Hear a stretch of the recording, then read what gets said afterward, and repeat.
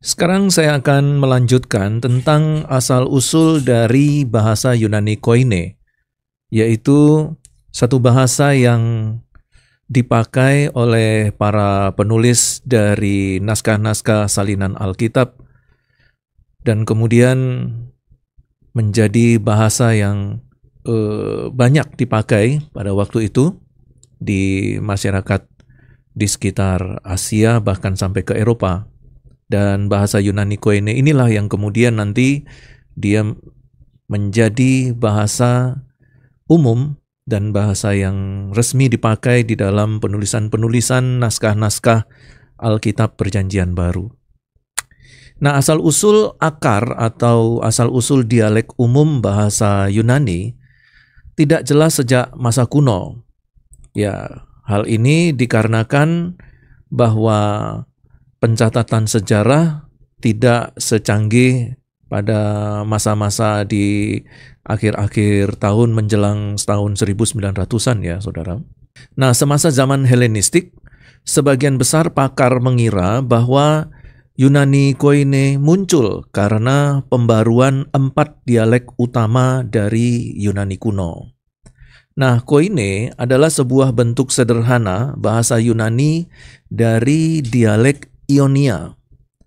Jawaban terakhir yang secara luas di bidang akademi diberikan oleh sang pakar dari Yunani G.N. Hatsidakis yang membuktikan bahwa meski ada komposisi dari 4 bahasa Yunani kuno Koine ini, inti stabil bahasa Koine adalah bahasa Atik.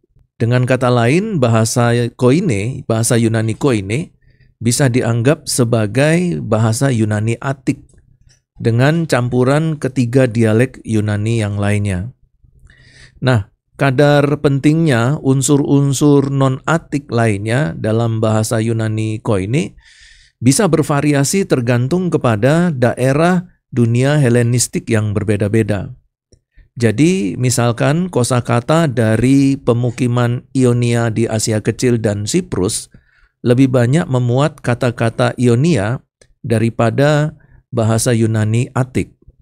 Dan bahasa kesusastraan Koine pada masa Helenistik banyak menyerupai bahasa Atik, Yunani Atik, sehingga seringkali disebut sebagai Atik Koine atau Atik umum. Bahasa Yunani Koine ini mulai populer sejak kerajaan Makedonia yang dipimpin oleh Alexander Agung. Dan sebelum kita memasuki pembahasan yang menyangkut elemen-elemen pembentuk dalam bahasa Yunani, ada baiknya jika kita melihat dan mencoba mengerti serta memahami secara garis besar sejarah penyebaran bahasa Yunani ini. Dalam waktu 10 tahun, kurang lebih antara tahun 334 sampai 323 before Christ sebelum Masehi, dalam masa pemerintahan Alexander Agung, Raja Makedonia, ia berhasil memasuki dan menjajah seluruh daerah Makedonia, Asia Kecil, Babylon, Parsia, bahkan sampai ke Mesir. Jadi cakupan dari ekspansi kerajaan Makedonia ini begitu luar biasa. Ya, bahkan dari Makedonia bisa sampai mengarah ke daerah Mesir. Alexander Agung ini meninggal tahun 323 BC, yaitu saat berumur 32 tahun. Jadi meninggal dalam kondisi masih sangat muda, 30 tahun. Masa itu semua negara di Timur Tengah dan Mesir sampai ke India itu sudah menjadi kerajaan besar di bawah kekuasaan Makedonia. Dalam usianya yang hanya 32 tahun ini, Alexander Agung telah membuat sejarah yang sangat penting, yang sangat menyolok, yang tidak akan terhapuskan dalam sejarah. Alexander Agung ini mempunyai putra dan sebelumnya tidak menunjuk seseorang sebagai penggantinya. Oleh sebab itu, jenderal-jenderal bawahannya kemudian bangkit dan saling merebut tahta kerajaan itu. Karena Alexander Agung tidak memiliki putra, sehingga jenderal-jenderalnya tersebut kemudian bangkit dan saling menyerang dan berebut tahta kerajaan. Lebih dari 200 tahun lamanya daerah itu kemudian dikuasai dan dipengaruhi oleh orang-orang Yunani. Alexander Agung bukan hanya seorang jenderal yang hebat dengan strategi perangnya yang jitu, tapi ia juga mewarisi keagresifan serta bakat militer dari ayahnya, dan ia juga adalah seorang duta kebudayaan Yunani.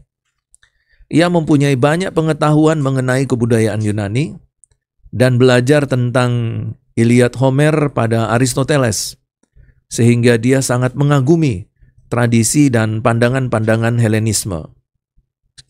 Nah, Alexander ini, yaitu Alexander Agung ini, ia tidak henti-hentinya memperluas kerajaannya. Di samping itu, ia juga menyebarkan kebudayaan Yunani ke daerah-daerah jajahannya. Nah, kalau kita perhatikan ya, saudara, memang Alexander Agung ini bukan umat pilihan Allah. Alexander Agung ini bukan orang Israel. Dia adalah orang Makedonia. Tetapi, kalau kita melihat dalam sejarah kerajaan Allah, maka siapapun itu dapat dipakai oleh Allah untuk menjadi bagian dalam rencana kerajaan Allah untuk menyelamatkan manusia di bumi ini dari cengkeraman dosa dan kebinasaan. Pada akhirnya nanti kita akan ketahui bahwa pengaruh Alexander Agung yang begitu kuat terhadap filsafat dan kebudayaan Yunani yang kita kenal dengan Helenisme ini, itu akan masuk ke dalam dunia bangsa Israel. Bahkan bukan cuma bangsa Israel, tetapi bangsa-bangsa lain, kerajaan-kerajaan lain di sekitar bangsa Israel, sampai di Asia Timur Dekat, Asia Kecil, itu semua mengalami pengaruh yang kuat dari bahasa Yunani. Dan kita tahu kerajaan Makedonia serta kerajaan Yunani ini, ya, itu menguasai sebagian besar wilayah di dunia ini. Dan ternyata Tuhan memiliki rencana bahwa keberhasilan kerajaan Yunani, Makedonia, di dalam mengekspansi wilayahnya, itu menjadi salah satu jalan bahwa kabar sukacita, Injil kerajaan Allah itu dapat tersebar dengan cepat dan luas di seluruh wilayah kekuasaan Yunani. Sekalipun nanti kita ketahui bahwa menjelang tahun 100 sebelum Masehi, bangsa Yunani ini dikalahkan oleh kerajaan Romawi. Tetapi karena wilayah kekuasaan Yunani yang begitu luas, yang pada akhirnya itu diambil alih oleh Romawi, maka Helenisme tetap dipertahankan oleh kerajaan Romawi. Itulah yang menyebabkan bahwa seluruh wilayah Kekaisaran Romawi yang kemudian hari itu menggunakan bahasa Yunani sebagai bahasa pengantar, bahasa umum, atau yang kita juga sebut sebagai bahasa lingua franca. Bahasa yang menjadi bahasa pengantar antar bangsa satu dengan bangsa yang lain, kerajaan yang satu dengan kerajaan yang lain, yang tentunya berada di bawah wilayah kekuasaan Kekaisaran Romawi. Setelah Kekaisaran Romawi ini mengalahkan Yunani. Dan di dalam konsep kerajaan Romawi, di dalam sistem pemerintahannya, di dalam sistem politiknya, itu ternyata menguntungkan dan memberi dampak yang positif bagi penyebaran Injil kerajaan Allah. Kita tahu bahwa Romawi ini, dia memiliki satu tujuan atau satu pencapaian yang spektakuler di bidang transportasi. Dalam pemerintahan kerajaan Romawi, jalan-jalan raya itu dibuat dengan kualitas yang sangat baik. Kalau kita mau melihat dan memperhatikan struktur pembuatan jalan raya dari Kekaisaran Romawi, itu terdiri dari 5 lapisan. Lapisan paling bawah itu adalah lapisan batu-batu besar, kemudian batu kecil, kerikil, dan kemudian tanah. Karena itu, seluruh jalan-jalan yang dibuat Kekaisaran Romawi itu bisa bertahan selama 2000 tahun sampai sekarang, dan jalan-jalan itu masih bisa dipakai, digunakan sampai di tahun kita sekarang. Ya, berbeda dengan jalan-jalan raya yang dibuat di dalam zaman modern di negara kita ya. Itu dibuat sangat tipis lapisannya. Bahkan kalau saya perhatikan pembuatan jalan raya di wilayah tempat saya tinggal, itu yang pertama diuruk sirtu, yaitu pasir batu, lalu dicoba untuk pengerasan, dan pengerasannya itu tidak menggunakan bulldozer, biayanya mahal mungkin ya. Jadi sirtu itu setiap hari disiram air, lalu dibiarkan mobil-mobil melewati jalan itu. Jadi tanpa harus dengan bulldozer, mobil-mobil, sepeda motor yang lewat itu secara otomatis akan mengeraskan sirtu itu. Ya, itu pengurangan biaya mungkin ya. Dan kemudian yang berikutnya baru dilapisi aspal yang tipis. Itulah yang menyebabkan ketika hujan mulai datang, mulailah terjadi yang namanya danau-danau kecil di jalan raya. Ya, beda sekali ya dengan Kekaisaran Romawi. Mereka membuat jalur transportasi darat itu beratus-ratus bahkan beribu-ribu kilometer, dan itu lapisannya itu sampai 5 lapisan, dan kedalaman untuk membuat fondasi jalan raya itu bisa sampai 1 meter, 1,5 meter ke bawah. Mulai dari atas permukaan tanah ke bawah itu bisa 1,5 meter. Itu luar biasa sekali. Oke, kita kembali lagi. Nah, tadi kita lihat bahwa Alexander Agung ini begitu luar biasa mengukir sejarah, dan penggantinya itu adalah Ptolemeus Philadelphus tahun 285 sampai 246 sebelum Masehi. Dia berasal dari salah satu suku bangsa Ptolemeus yang paling ulung. Ptolemeus Philadelphus ini bersahabat baik dengan orang Yahudi. Dan ia memajukan dunia seni serta membangun kerajaannya dalam segala bidang. Dalam masa pemerintahannya di Alexandria, salah satu kota terkemuka di Mesir, kitab-kitab suci dalam bahasa Ibrani, seluruh perjanjian lama yang kita kenal sekarang, serta beberapa kitab lainnya, itu diterjemahkan ke dalam bahasa Yunani.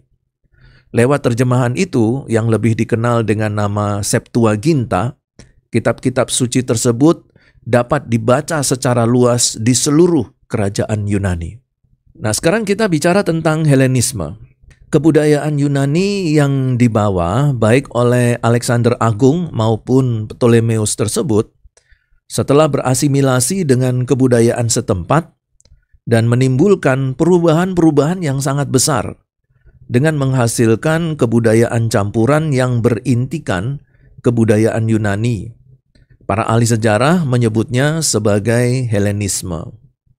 Nah, Helenisme ini begitu cepat menyebar ke seluruh wilayah Yunani, bahkan nanti sampai dalam masa pemerintahan Kekaisaran Romawi, yang kita tahu bahwa di dalam masa pemerintahan Kekaisaran Romawi ini, mereka juga seperti yang tadi saya katakan, sangat gencar untuk membangun infrastruktur jalan raya. Dengan infrastruktur jalan raya baik ini di darat dan juga mereka juga memperbaiki transportasi laut. Nah, ya, keberadaan transportasi yang begitu luar biasa dibangun dalam pemerintahan Romawi itu ternyata berdampak positif bagi Injil Kerajaan Allah. Kenapa? Karena ternyata dengan transportasi yang tertata rapi baik di darat maupun di laut, maka para pemberita Injil itu menggunakan transportasi tersebut untuk pergi ke berbagai macam daerah, ke kota-kota dan ke wilayah-wilayah lain di dalam pemerintahan Romawi, dan dengan cepat Injil itu dapat tersebar dengan menggunakan transportasi yang begitu ditata rapi oleh pemerintahan Romawi. Nah, transportasi ini juga menyebabkan Helenisme menjadi cepat diakses oleh berbagai tempat di semua wilayah Kekaisaran Romawi. Karena itu Helenisme itu bisa cepat berkembang. Jadi kalau kita perhatikan, di satu sisi Helenisme maju begitu pesat, di sisi lain Injil Kerajaan Allah juga maju dengan pesat. Semua menggunakan seluruh sarana dan prasarana yang terus dikembangkan dan dipelihara dengan baik oleh Kekaisaran Romawi. Nah, alasan mengapa Helenisme ini dapat berkembang begitu pesat adalah pada umumnya, ini kita kembali ke Ptolemeus Philadelphus ya. Suku bangsa Ptolemeus ini memperlakukan bangsa Yahudi dengan baik. Di bawah Ptolemeus Philadelphus ini, beribu-ribu budak bangsa Yahudi itu ditebus kemerdekaannya oleh raja. Generasi yang lebih muda kemudian meniru kebudayaan Yunani dan berbicara dalam bahasa Yunani, sehingga mereka meninggalkan kebiasaan serta pandangan khas bangsa Semit. Nah, saudara perhatikan bahwa setelah Alexander Agung, dia untuk wilayah Israel itu dikuasai atau dipimpin oleh Jenderal Ptolemeus Philadelphus. Nah, Ptolemeus Philadelphus ini memiliki kemampuan dapat mengambil hati bangsa Israel ini dengan baik.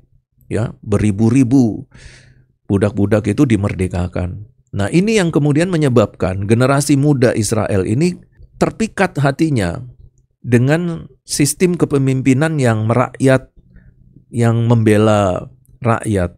Karena itu kemudian Helenisme, yang kita tahu bahwa di dalam Helenisme ini ada satu program, yaitu menduniakan bahasa Yunani, itu akhirnya diterima oleh generasi muda bangsa Israel. Nah, hal ini memang agak sedikit bertolak belakang dengan konsep adat istiadat keagamaan bangsa Yahudi. Karena bangsa Yahudi ini kita tahu, bangsa Israel ini, mereka begitu berhati-hati dalam hubungannya dengan bangsa-bangsa lain. Karena mereka menganggap bahwa bangsa-bangsa lain di luar bangsa Israel adalah bangsa yang kafir. Karena itu mereka kalau berhubungan dengan bangsa-bangsa lain, mereka menganggap dan merasa bahwa diri mereka itu najis. Tetapi kita lihat kontradiksinya di sini, justru di zaman Ptolemeus Philadelphus, generasi-generasi muda pada waktu itu justru meniru kebudayaan yang dalam tanda petik dianggap kafir. Karena itu kemudian bahasa Yunani itu menjadi bahasa yang dipakai secara umum dalam wilayah bangsa Israel. Dan bahkan generasi muda itu dengan tidak berat hati ya meninggalkan kebiasaan serta pandangan khas bangsa Semit. Nah, salah satu akibat dari pengaruh Helenisme ini adalah terjadi perubahan di dalam berbahasa. Bahasa Yunani itu menjadi bahasa bersama di seluruh daerah itu sebagai pengganti bahasa Aramaik. Bayangkan saudara, bangsa Israel yang begitu ketat di dalam memelihara adat istiadat dan agama, termasuk juga ketat di dalam penggunaan bahasa Aramaik, itu bisa tergantikan oleh bahasa Yunani. Ya, saya pikir ini juga menjadi salah satu cara dari Allah di dalam campur tangannya di dalam sejarah. Karena kita tahu bahwa ternyata keadaan bangsa Israel yang dalam tanda petik menguasai bahasa Yunani itu adalah menjadi langkah pertama agar Injil ini, yaitu kabar sukacita, Injil keselamatan, itu siap untuk disampaikan kepada bangsa-bangsa lain. Nah, Alexander mengajukan para serdadunya untuk menikahi wanita timur. Jadi kita lihat di sini bahasa Yunani itu menjadi bahasa bersama di seluruh daerah sebagai pengganti bahasa Aramaik yang sebelumnya dipakai sebagai bahasa sehari-hari di dalam kerajaan Persia. Nah, Alexander kemudian mengajurkan bahwa untuk semua serdadunya itu menikahi wanita timur. Salah satu tujuannya adalah bahwa seluruh wilayah Asia dan wilayah timur yang dikuasai oleh Alexander itu dapat belajar bahasa Yunani. Kalau mereka sudah menguasai bahasa Yunani, maka seluruh pengajaran-pengajaran Helenisme, baik itu di dalam kaitannya dengan budaya, dalam kaitannya dengan agama, dan juga dalam kaitan dengan filsafat pendidikan, itu dapat tersampaikan dengan baik. Dan semua orang dapat mengerti konsep Helenisme itu. Dan ini juga menjadi salah satu tujuan politik dari Alexander, bahwa dengan Helenisme ini, maka Alexander akan dengan mudah mengontrol seluruh wilayah-wilayah yang dikuasainya. Karena apa? Ya karena seluruh wilayah yang dikuasainya sudah berbahasa Yunani, sudah mengenal budaya Yunani, sudah tahu tentang adat, kebiasaan, filsafat, pola pendidikan, ya, filsafat hidup orang Yunani, mereka tahu. Sehingga Alexander Agung dengan mudah dapat mengkoordinir, mengatur, mengontrol seluruh wilayah-wilayah yang dia kuasai. Nah, apalagi kita tahu bahwa bahasa Yunani ini adalah bahasa yang bersifat memiliki ketepatan yang luar biasa di dalam tata bahasa, dan adalah termasuk bahasa yang jauh lebih mudah dipelajari dibandingkan dengan bahasa-bahasa lain yang ada di sekitarnya pada waktu itu. Karena itu kemudian bahasa Yunani ini menempati posisi yang amat tinggi dalam urutan bahasa pada waktu itu di dunia pada masa itu juga. Itulah yang membuat kemudian mereka merasa bangga. Ya, mereka merasa bangga kalau mereka bisa berbahasa Yunani. Dan untuk menyusun strateginya ini, kemudian Alexander melihat pentingnya bahasa dalam proses Helenisasi yang dapat mempersatukan semua daerah yang begitu luas dan yang terdiri dari begitu banyak bangsa, suku, bahasa. Maka diperintahkannya supaya bahasa Yunani ini menjadi satu-satunya bahasa resmi. Dan semua orang harus belajar bahasa Yunani. Dan bahasa Yunani ini menjadi bahasa resmi di pengadilan dan bahasa pergaulan sehari-hari. Seperti yang terlihat dalam tulisan-tulisan di atas papirus, dalam surat-surat cinta, surat tagihan, resep, mantra, esai, puisi, biografi, dan surat-surat dagang lainnya yang ditemukan oleh arkeolog-arkeolog dalam dunia arkeologi. Nah, itu menunjukkan bahwa bahasa Yunani pada waktu itu sudah menjadi bahasa pemersatu. Dan bahasa pemersatu ini kemudian memberi dampak positif bagi tersebarnya Injil keselamatan, Injil Kerajaan Allah dengan begitu cepat ke seluruh wilayah dari Yerusalem, Yudea, Samaria, sampai ke ujung-ujung bumi. Yang dimaksudkan ujung-ujung bumi ini adalah daerah-daerah wilayah kekuasaan Yunani yang kemudian kita tahu diambil alih menjadi wilayah kekuasaan Romawi. Nah, di Mesir, gelar para pejabat penting itu juga dinyatakan dalam bahasa Yunani. Bahkan para penjajah itu menginginkan agar kebudayaan Helenistik ini harus berakar di negara-negara jajahan-jajahan mereka. Dewa-dewa lokal itu diberi nama Yunani. Dan di kota-kota besar dibangun gimnasium serta gedung pertunjukan besar, dan semuanya itu harus berbahasa Yunani. Jadi gedung dibangun dan dipakai untuk melakukan kegiatan-kegiatan akbar, itu semua harus berbahasa Yunani. Maka pengaruh kebudayaan barat ini pun kemudian menyebar di seluruh Timur Dekat. Ya, daerah Timur Dekat itu adalah daerah yang salah satunya adalah daerah di mana ada bangsa Israel.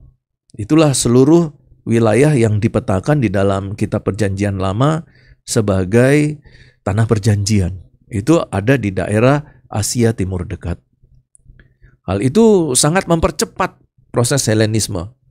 Jadi inilah salah satu sejarah singkat yang kita ketahui dalam Kekaisaran Alexander Agung sampai kepada Helenisme yang menyebar ke Asia Kecil, Asia Timur Dekat sampai ke Alexandria, Antioquia, Antena, dan wilayah-wilayah lain. Jadi pada waktu itu, kalau kita menyebutkan seluruh dunia, itu bukan seluruh dunia dengan 5 benua, bukan. Ya, salah satu pengertian seluruh dunia pada waktu itu adalah seluruh wilayah jajahan dari Kekaisaran Yunani yang kemudian diambil alih menjadi Kekaisaran Romawi. Tetapi dalam proses itu pasti terjadi satu proses timbal balik. Bukan hanya kebudayaan-kebudayaan setempat yang dipengaruhi oleh kebudayaan Yunani, juga sebaliknya kebudayaan Yunani ini dipengaruhi oleh kebudayaan-kebudayaan setempat. Jadi ternyata antara kebudayaan Yunani yang dibawa oleh Helenisme ini itu juga dipengaruhi oleh kebudayaan setempat. Sebaliknya, kebudayaan setempat juga dipengaruhi oleh kebudayaan Yunani. Ya, kita katakan ini saling mempengaruhi lah. Saling mempengaruhi. Kemudian yang berikutnya, hal yang sama itu juga terjadi dengan bahasa Yunani. Bahasa Yunani dianggap sebagai bahasa yang murni adalah bahasa Yunani klasik. Tetapi pada zaman kejayaan kerajaan Yunani, bahasa itu tetap dipakai di sekolah-sekolah. Tetapi makin lama, makin besar perbedaan antara bahasa Yunani klasik dengan bahasa Yunani sehari-hari. Nah, bahasa Yunani sehari-hari itu kemudian diberi nama bahasa Yunani koine. Koine itu artinya umum. Nah, bahasa Yunani koine ini yang kemudian pada akhirnya dipakai oleh para penulis-penulis kitab, dipakai oleh para rasul dan juga para penulis kitab dan ahli-ahli tulis untuk menuliskan salinan naskah-naskah kitab suci. Jadi kitab suci yang asli itu bisa ada yang berbahasa Ibrani. Naskah kitab suci Alkitab Perjanjian Baru juga ada bahasa Yunani. Naskah asli yang berbahasa Ibrani tidak banyak, ya, karena penulis kitab suci yang berbahasa Ibrani hanya beberapa orang saja. Kita ketahui yang penulis kitab suci, pengarang kitab suci yang berbahasa Ibrani itu Matius, Petrus. Matius berarti kitab Matius, ya. Petrus itu bisa ada 1 Petrus dan 2 Petrus. Kemudian ada Yakobus. Kemudian ada Yohanes. Kemudian ada Yudas. Ya, ini adalah orang-orang yang berbahasa Ibrani di mana kemungkinannya kitab-kitab atau surat-surat yang dituliskan oleh mereka berbahasa Ibrani. Kemungkinan karena naskah asli Alkitab itu tidak ada lagi. Yang kita temukan adalah salinannya. Jadi bisa juga ada kemungkinan lain bahwa mereka semua ini tidak lagi menuliskan kitab suci mereka, tulisan-tulisan mereka, ya, atau surat-surat mereka di dalam bahasa Ibrani, tidak lagi. Tetapi justru mungkin kemungkinannya juga bisa berbahasa Yunani. Kenapa?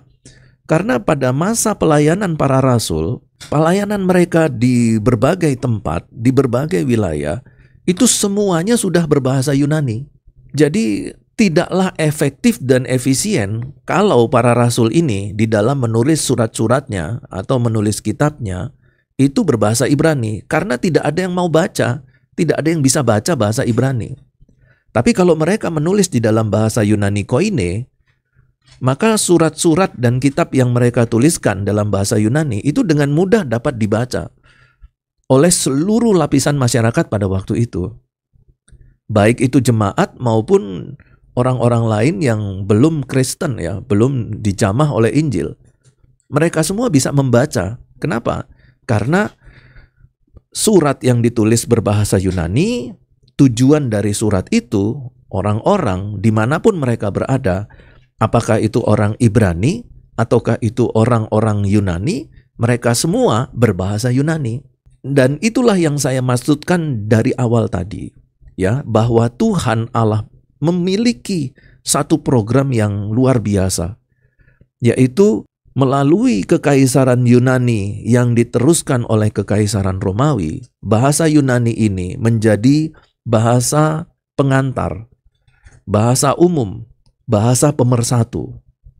Dan bahasa Yunani yang sudah menjadi bahasa lingua franca, bahasa pemersatu ini, itu kemudian memberikan kesempatan sebesar-besarnya dan secepat-cepatnya bagi seluruh anak-anak Tuhan pada waktu itu, secara khusus para rasul dan murid-murid dari para rasul, untuk menggunakan bahasa Yunani ini menjadi bahasa pengantar untuk Injil keselamatan ke seluruh wilayah. Karena itu, pada waktu itu, gereja Tuhan itu tumbuh subur di berbagai tempat. Dan salah satunya adalah pelayanan dari Rasul Paulus. Kita tahu di dalam pelayanan Paulus ada 3 misi penginjilan. Mulai dari misi pertama, kedua, dan ketiga. Paulus pergi ke tempat-tempat di mana sebagian besar, 95%, tempat-tempat yang dikunjungi Paulus itu semuanya berbahasa Yunani. Nah, sebenarnya perjanjian baru ini merupakan satu perpustakaan kecil, oleh karena ada banyak penulis yang berasal dari latar belakang yang berbeda-beda. Maka ada banyak variasi di dalam bahasa. Bahasa Petrus berbeda dengan bahasa Paulus dan Yohanes. Bahasa Yohanes dianggap sederhana, gampang difahami. Sedangkan bahasa surat Ibrani itu dianggap agak sulit. Nah, jadi kalau kita perhatikan bahwa Petrus, Paulus, Yohanes, dan penulis kitab Ibrani itu semua menggunakan bahasa Yunani. Tetapi di dalam penulisannya itu ada beberapa perbedaan di dalam bahasa Yunaninya. Karena ada yang menggunakan bahasa Yunani sederhana, ada juga yang menggunakan bahasa Yunani yang berisi atau yang bersifat filsafat. Jadi walaupun tetap menggunakan bahasa Yunani koine, tetapi ada sedikit perbedaan di dalam penyampaian bahasa Yunaninya. Nah, melalui medium kebudayaan inilah Injil Tuhan Yesus Kristus itu disebarluaskan dalam masa awal misi kerasulan Kristen. Jadi, seperti yang tadi saya katakan, mulai dari transportasi, Helenisme, kemudian penggunaan bahasa Yunani menjadi bahasa pemersatu dan bahasa lingua franca, itu semua membuat Injil Tuhan Yesus Kristus dengan cepat dapat disebarluaskan dalam masa awal misi kerasulan Kristen. Karena itu kemudian kita tahu di dalam sejarah gereja, di masa-masa itu gereja bertumbuh dengan pesat. Banyak jiwa-jiwa dimenangkan dan diselamatkan. Dan kita tahu bahwa pada masa itu banyak orang-orang itu kemudian mengalami kelahiran baru dan pertobatan. Bahasa Yunani inilah yang menjadi salah satu aspek yang membuat segala sesuatu berkaitan dengan Injil Kristus tersebut itu dapat diterima dan mereka dapat mengalami keselamatan. Karena itulah kemudian menjadi salah satu alasan kenapa Tuhan Allah tidak menggunakan bahasa Ibrani menjadi bahasa yang dipakai untuk menuliskan kitab Perjanjian Baru. Tetapi Allah memilih bahasa Yunani dipakai untuk menuliskan semua kitab surat-surat yang ada di dalam Perjanjian Baru. Nah, kalau kita berbicara mengenai Helenisme, itu berarti kita juga berbicara mengenai Helenisasi. Kalau Helenisme itu adalah ajaran yang ada di dalam seluruh paket Helenisme. Paket Helenisme itu apa? Budaya, agama, bahasa, adat istiadat, filsafat, pendidikan, itu seluruh paket yang ada di dalam Helenisme. Faham yang di dalamnya ada semua itu. Nah, faham Helenisme itu kemudian dihelenisasikan. Jadi Helenisasi adalah proses untuk memperkenalkan dan menggunakan seluruh konsep-konsep yang ada di dalam Helenisme tadi. Helenisasi ini adalah sebuah kata yang diturunkan dari kata Hellas. Hellas itu adalah nama kuno untuk Yunani. Jadi kalau sekarang ini kita tahu ada nama Yunani, itu nama kunonya itu Hellas, ya, nama kunonya Hellas. Nah, kemudian jadi Helenisme, dan Helenisme ini dihelenisasi. Helenisasi sendiri adalah istilah teknis untuk menggambarkan proses perubahan kultural yang terjadi sekitar abad kedua sebelum Masehi hingga paruhan abad pertama Masehi, di mana pengaruh kebudayaan Yunani itu sangat dominan sekali. Dominasi kebudayaan Yunani ini tidak dapat dilepaskan dari perluasan kekuasaan Yunani di bawah pimpinan Alexander Agung pada abad ketiga sebelum Masehi. Jadi di sini kita bisa melihat, ya, kita bisa menarik satu kesimpulan bahwa sekalipun apa yang kita pelajari pada malam hari ini tidak memiliki kaitan langsung dengan Alkitab, dengan Yesus Kristus, dengan agama Yahudi, dengan pengajaran-pengajaran Perjanjian Lama sebagai persiapan untuk pengajaran Perjanjian Baru, tetapi Alexander Agung, ya, kemudian Ptolemeus Philadelphus, Helenisme, Helenisasi, bahasa Yunani, ternyata itu menjadi persiapan yang diberikan oleh Tuhan untuk terjadi di dalam sejarah. Dengan terjadinya segala sesuatu itu di dalam sejarah, itu menjadi instrumen, menjadi alat di tangan Tuhan agar Injil ini bisa sampai ke berbagai wilayah di luar Israel sampai ke ujung-ujung bumi. Dan salah satu dampak positifnya adalah bahwa kitab Perjanjian Baru kemudian dikanonkan dalam bahasa atau dengan menggunakan bahasa Yunani. Itulah sebabnya maka seluruh sekolah teologi semuanya harus mempelajari bahasa Yunani, harus mempelajari tata bahasa Yunani. Karena tata bahasa Yunani itu adalah bahasa yang dipakai oleh seluruh salinan-salinan dari naskah-naskah Alkitab yang kemudian menjadi dasar dari kitab Perjanjian Baru.